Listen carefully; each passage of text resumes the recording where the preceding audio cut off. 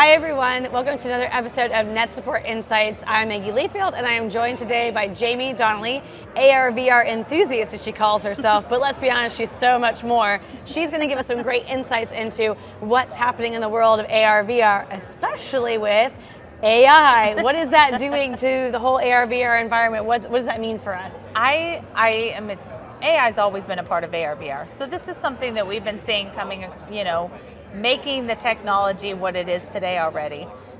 With AI generation, I think that we are looking at a new wave of how this technology is functioning. We're going from, just enhancing something to actually building and creating. So that is expanding this technology. And I think that's really powerful. And we're seeing the creation of 3D objects. When we're talking about how this technology, talking about the metaverse, what do we need? We need 3D assets. And without those 3D assets, we really have nothing. So the content is super important, but oftentimes we're limited by a developer, a designer to be able to build those things for us. And we're looking at how AI today is now giving us the power to be able to build just by speaking it or by typing it. And so giving those prompts and commands and then just it appearing in our spaces. I love this new experience I just had with virtual speech. Okay. I had a chance to go in and have a full conversation with an AI chatbot. It was all done through ChatGPT, but the chatbot is there in a virtual reality space. We're having a conversation. I actually had to go and fire the guy, and by the end I was like, I'm never gonna fire you. You're amazing. Like, he convinced me that he was a great employee. So, you have these conversations and you're like, this is unbelievable. I never thought that we would be here so quickly, but the way that we're now engaged and interacting in immersive technology is just been quadrupled. Plus, there's some pretty cool technology coming out.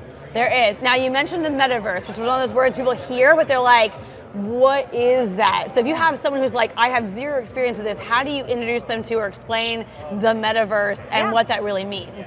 Well, I think when we're talking about the metaverse, oftentimes people contribute that to individual products.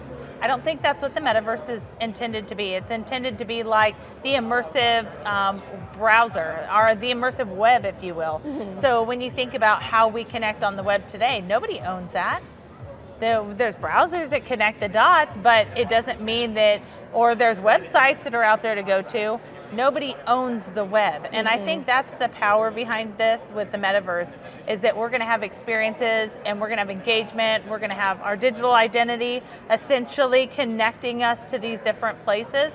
And that is all going to be owned by all of us, right? So there's no one company that says, bam, we've made the metaverse. So Meta, sorry, no you didn't. But it is, it's a catchy word and that's something that they're promoting, but really looking forward to what that means by being interoperable and allowing us to be able to connect across the board for multiple products. Yeah, and you're mentioning connection, which I think is so important because we hear now that the current generation is the most connected, but like they say, the loneliest. How do you feel like AR and VR, the metaverse, can actually help to improve that so that we can help re-engage with our students, help reconnect them at a level that they're comfortable with? Yeah.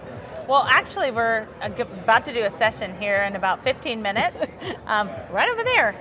We're going to be talking about Megaminds and how we're using this virtual reality platform to connect our classrooms, especially those students that are maybe working from home or students that may be overseas that we're able to virtually connect with.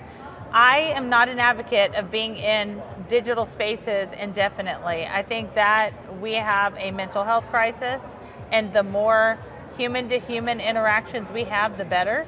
I don't think that it should ever take place of that, and I do think that this technology is powerful to connect us in a way we couldn't do on the human side, meaning I'm able to connect with somebody across the world, but should I substitute my connection talking to you to something virtual and get the same output? Absolutely not. So there are some ways that we could collaborate and still have those great conversations and connections, it substituted with technology, but not necessarily as powerful as a human connection. Gotcha. So enhancing what we're doing, but not letting it overtake that and be the end-all be-all, the priority that things we're doing. So if I'm a teacher and I'm thinking, okay, there's no way I can do AR, VR in my classroom, what's a good jumping off point in terms of either resources or small steps they can take to integrate that into what they're already doing in the classroom? I think that ultimately it's being aware. It's being aware of what's happening out there. It's being aware of what technologies are trending. It doesn't mean we jump in everything head first. But as a classroom teacher, the way that they should be approaching this is, what is my objective? What do I want my students to learn from this? So it might be AR, VR, it might be makerspace, it might be something completely different. So as we're looking at the different resources we have, we need to align based upon our objective with our students. So I think keeping that key is going to be the most important, and those resources will come and they change over time, they consistently change, but your goals for what they want to accomplish, that needs to be consistent. Exactly, and I agree. There's so many different things out there. It's not about rushing to try every little thing. Right. It's which thing aligns with what I'm already planning on doing and is just going to make it better or add to the experience I have. Right, or what's impossible for me to do. Like, we have chemistry going on behind us, and augmented reality chemistry where they're blowing up and making explosions, and it's literally dropping right in your space. You're putting in acid, you're dropping in some solutions, and then bam, the beaker blows up.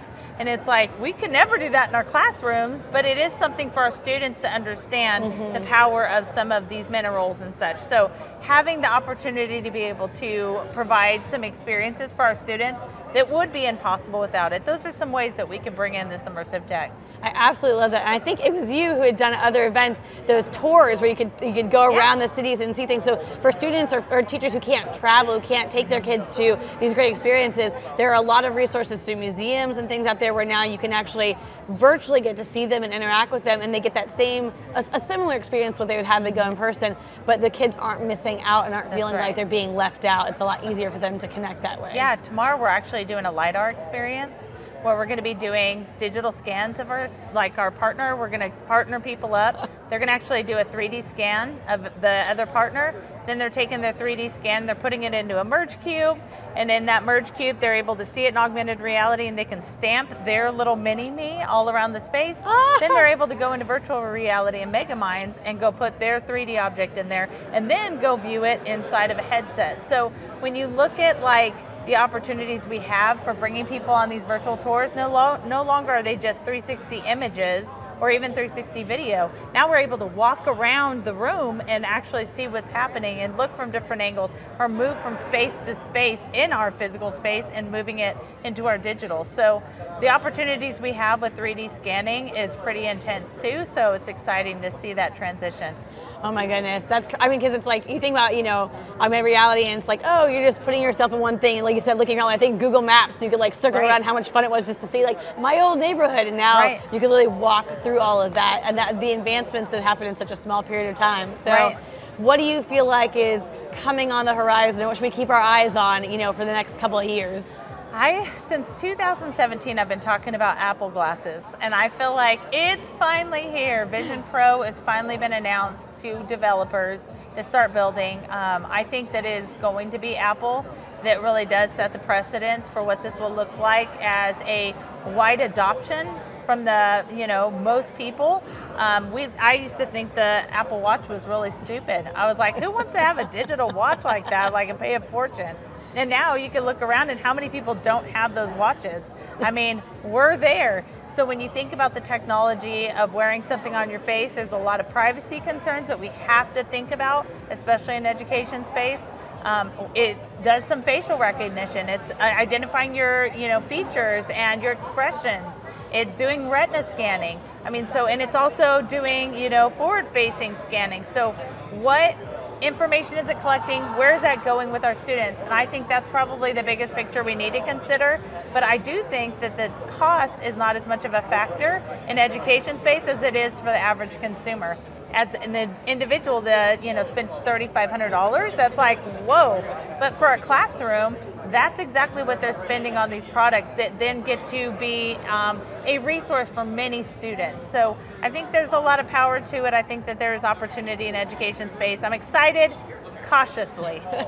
Cautiously optimistic, looking forward to the future. Yeah. You bring up a good point, obviously, the security aspect. There's a lot of unknowns, and it feels like sometimes it happens and then we're catching up to it. So it's a good thing now for districts and schools to start looking at, if this came out, what would our policy be? How do we want to approach it? Getting a general idea and a framework so that they're not having people banging on the doors to get it, and they either say yes without any review or absolutely no without considering the positive benefits for it. It's kind of a good even balance of both. So what are some great resources that you would recommend, either yours or others, that would be helpful for schools and for teachers who are looking to adopt or to move forward in their AR, VR journeys? Yeah, I wish I had my newspaper, which is sitting right over there. And all of a sudden appears in my hand. Ta-da! I actually put together all the resources that we're covering here in the ISTE-verse. Oh, awesome. Everything is like a Harry Potter newspaper. Every page comes to life in augmented reality, and all the resources covered. It's pretty cool because I think as we're talking about these things, I think teachers want to know, I need to go back, I need to digest this, I need to understand this. And so having the resources for them. Of course, I've written 2 books, but those 2 books I think are a piece, but it changes so rapidly and quickly. That's why I love something like this. I have amazing people here sharing. Heather Brantley sharing on AI with AR and VR. Kevin Chaja is here, and he's been sharing amazing stuff with the Merge Cube and CoSpaces.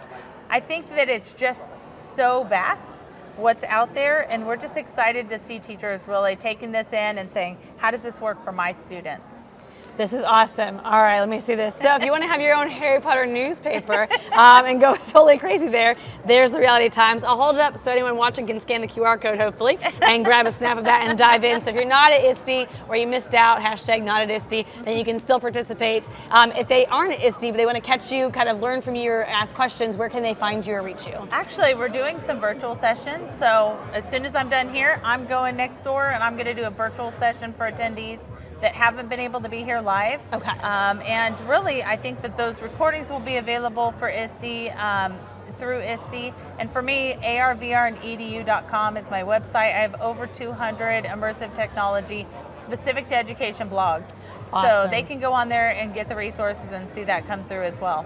Perfect. Please be sure to check those out. You can find Jaime also on Twitter, of course, on the Twitterverse, and get a lot of information off of that. And thanks so much for being with us and joining us in our insights. Thank you. Thanks, guys.